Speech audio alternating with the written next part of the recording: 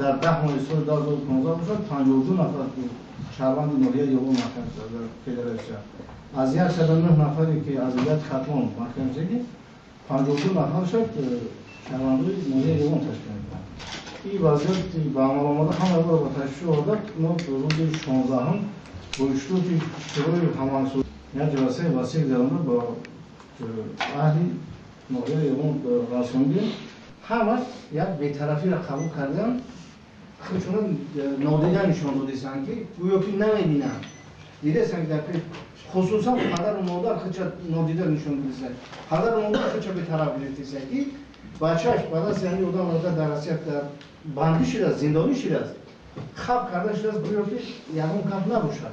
برای چی خواب می‌کنی؟ بچه طرف در نرکوتیک مرده است. این بی‌طرفی است. وقتی بی‌طرف می‌گرفته روزش می‌شود که فرزند تام در آنجا می‌شود. یا که بچه با یگان کلین در کنار شد. ولی فرزند دیگر شد. خدا می‌شود.